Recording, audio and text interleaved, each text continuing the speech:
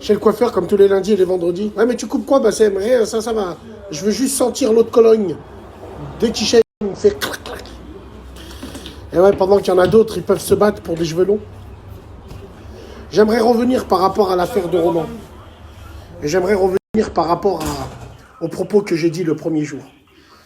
Par rapport au quartier et tout. Évidemment, j'ai pas attendu l'affaire de Thomas pour connaître Roman depuis longtemps. Je suis arrêté à plusieurs reprises, je connais des grands de là-bas. Et quand il y a eu l'affaire, moi j'ai pris ces informations chez les grands de leur quartier.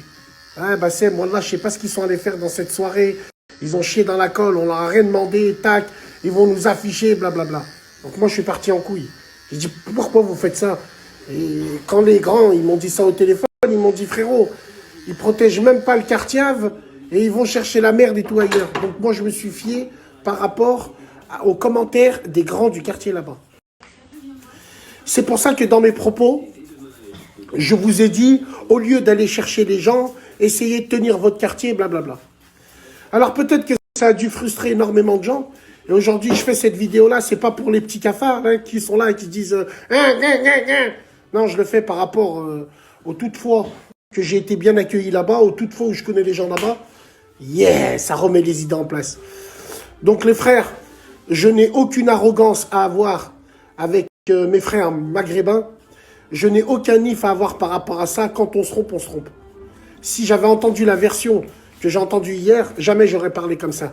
Donc je vous demande, à tout le monde. Vous me connaissez de près ou de loin, on se connaît tous.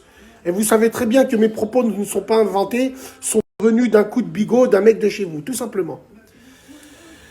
Ça n'enlève pas l'atrocité du meurtre de Thomas et de ce drame sans nom qui est arrivé et on est tous peinés par rapport à ça. Et je vous dis franchement, ça nous met dans la mouise, d'un côté comme d'un autre, entre guillemets. C'est ça qu'il faut retenir.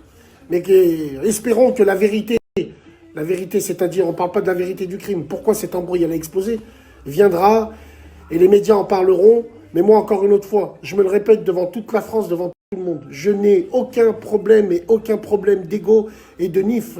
Donc je vais même demander des excuses à des gamins de romans de 11, 10 piges. Et vous pourrez faire vos montages pauvres. Il a reçu un coup de pression. Il fait son... Mais un coup de pas, absolument pas. Je n'ai reçu aucune coup de pression, absolument pas. Je parle avec des gens normaux. Comme hier, ce qui s'est passé. Vu que je suis de leur quartier sans lettres, on a ressenti ce qu'il a voulu dire.